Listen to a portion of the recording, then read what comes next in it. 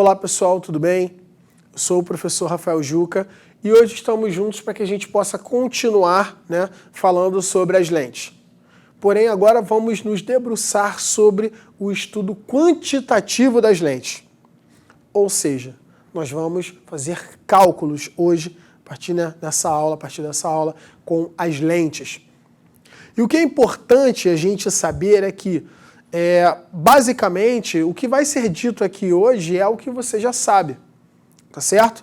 Por quê? O que norteia, o que baseia o estudo quantitativo é exatamente a equação de Gauss, tá ok? Ou seja, é aquilo que a gente já falou quando nós estudamos sobre os espelhos esféricos. Então, você vai ver, Ou seja, relembrando, a equação de Gauss. Como é que é a equação de Gauss?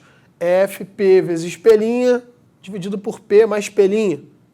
Bom, e a ampliação? A ampliação lembra você que tem a ver com o tamanho da imagem, se é maior, menor, beleza? Ou igual a do objeto. Bom, como é que a gente faz? A gente utiliza as formulinhas de ampliação, que pode ser A igual a I sobre O. Ou seja, a gente pode esquecer tudo que está aqui do lado e utilizar essa relação para determinar a ampliação I sobre O. A gente pode calcular a ampliação também fazendo o quê? Menos pelinha sobre P. Também podemos fazer a ampliação como? F dividido por F menos P. E também podemos utilizar essas equações aqui, relacioná-las, para que a gente possa determinar o foco de uma lente, distância focal, o pelinha, o P, o tamanho do O, o tamanho do I, tá ok? Então, essas equações aqui, você já conhece, você já traz contigo aí no seu coração, tá? Importante também, Bom, já que a gente está relembrando, vamos relembrar quem é quem aqui. Quem é o P? O P é a distância do objeto ao centro óptico. Lembra que no espelho a gente falava sobre o vértice. Só que agora nós vamos falar que o P é a distância do objeto ao centro óptico. Bom, pelinha, distância do centro óptico à imagem. F é a distância focal da lente, tá ok? Como nós tínhamos espelhos côncavos e convexos, e para cada espelho a gente tinha um determinado sinal, aqui também nós teremos. Quando a gente falar, a gente vai ver isso, a gente falar sobre o referencial de Gauss, tá bom? Quem é o O? O O é o tamanho do objeto, perdão. Então, O, tamanho do objeto. E o I é exatamente o tamanho da imagem formada por aquela lente, ok? Então, isso daqui, para nós, é fundamental para que a gente possa fazer o nosso estudo quantitativo das lentes. Tá legal?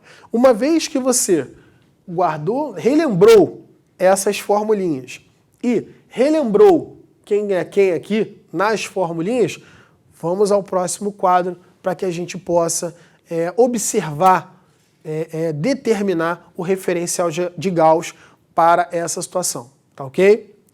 Um pequeno adendo aqui, o A é exatamente quem? A ampliação, tá legal? Agora sim, vamos lá. Bom, então, para eu mostrar para você o referencial de Gauss, eu fiz aqui uma representação de uma lente. Repare que eu não coloquei borda nessa lente, porque isso serve tanto para a lente convergente, quanto para a lente divergente. Borda fina e borda grossa, se essa lente estiver imersa num meio onde o índice de refração do meio é menor do que o índice de refração da lente. Então, aqui está a lente L, aqui está o eixo principal, lembrando que o eixo principal também é chamado de eixo focal. Por quê? Porque contém o foco. Não só o foco, mas o centro da lente e o ponto antiprincipal e o centro óptico. E representei aqui um raio luminoso. Por que um raio luminoso? Porque esse raio luminoso ele vai servir para mim como se fosse uma orientação. Então, olha só, se esse raio luminoso ele está chegando à lente de lá para cá, isso significa que o objeto está do lado de lá. Entendeu? Então, se o objeto está lá, vamos supor que seja um objeto luminoso, para facilitar. Se o objeto está do lado de lá, esse objeto luminoso está emitindo raios luminosos que vão chegar até essa lente. Por isso que o raio luminoso, esse único raio luminoso, ele veio de lá para cá, tá bom? Bom, então, se esse objeto está lá, nós vimos nas últimas aulas, quando a gente fez a representação, né, das imagens formadas, tá?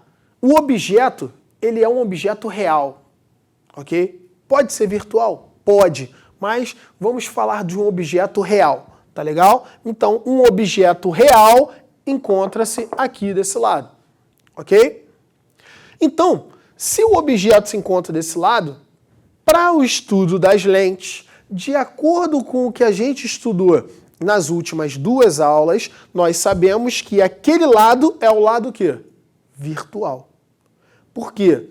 Se a imagem se formar do mesmo lado que o objeto, aquela imagem será uma imagem virtual. Porque lembra, a lente, ela é um sistema óptico transparente. Se ela é transparente, significa que a luz pode passar por essa lente. No nosso estudo, a luz vai passar por essa lente. Se a luz vai passar pela lente, bom, haverá encontro, o encontro efetivo dos raios luminosos acontecerá do lado de cá. Por isso, esse lado aqui é o lado real. E, caso esses raios luminosos não se encontrem desse lado, do lado real, os prolongamentos se encontram do outro lado, lado virtual. Exceto quando o objeto está sobre o foco, você lembra, né? Assim sendo, por isso que esse lado é o lado virtual e esse é o real. Bom, e como que a gente vai... Isso daqui, na verdade, já é o suficiente para a gente tirar algumas conclusões. Se o objeto é real, nós vamos dizer que o P é positivo. Então, o P é positivo do lado de cá, ok? Objeto real.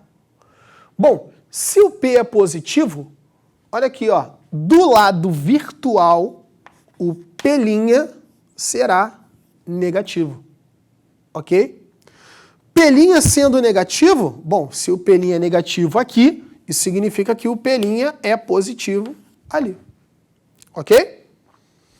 Dessa forma, bom, fundamentado isso aqui, vamos preencher aqui, vamos dar uma conferida nisso daqui e preencher, né, essa tabelinha que eu coloquei aqui, tá legal?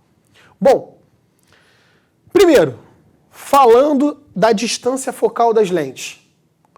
A lente convergente, lembra dessa regrinha aqui, ó, CF+, ok? Regrinha CF+. Isso é uma regrinha que eu inventei para poder facilitar na decoreba aí. Então, olha só. Regrinha do CF+.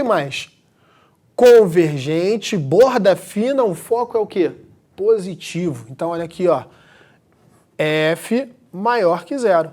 Então, quando a lente for convergente, o foco é positivo. E aqui, na divergente, a regrinha é DG menos. Se é DG menos, divergente, borda grossa, o foco é negativo. Então, olha aqui, ó, F é menor que 0. Tá ok? Então, a gente já começa com esses sinais aí, né, para o foco da lente convergente e da divergente. Ok? Agora a imagem, vamos lá. Quando é que a imagem é real? Quando a imagem é real? Quando o P' é positivo. Então, vamos colocar aqui. P' positivo. Quando que ela é virtual? Quando o P' é negativo. Então, vamos colocar ali. P' negativo. Bom, se a imagem... Quando a imagem é direita? Bom, quando a imagem é direita é quando ela está com a mesma orientação que o objeto. Lembrando aquilo que a gente fez nas últimas duas aulas, a imagem vai ser direita quando ela estiver do mesmo lado que o objeto. Se ela está do mesmo lado que o objeto, ela é virtual. Se ela é virtual, o P' é negativo. Então, olha aqui, ó, direita, pelinha, negativo. Ok? E se deixa eu só deixar aqui um espacinho. Pelinha negativo. Então, aqui, o pelinha é negativo. Ok? Quando que ela é invertida? Quando é que ela está com uma orientação diferente da do objeto? Quando ela está do lado real. Então, aqui, o pelinha é positivo. Bom, mas, Rafael, ô Juca, será que você só pode determinar se a imagem é direita ou invertida através do pelinha? Não. Eu posso fazer isso também através da ampliação. Por quê? Se a ampliação for positiva, nós temos a imagem direita. Se a ampliação for negativa, nós temos a imagem invertida. Tá ok? E como é que a gente vai saber se a ampliação é positiva ou se ela é negativa? Bom, a gente vai utilizar aquelas formulinhas que nós relembramos na primeira aula. Tá certo? Então, bom, ou eu posso verificar dessa forma, ou eu posso verificar dessa forma.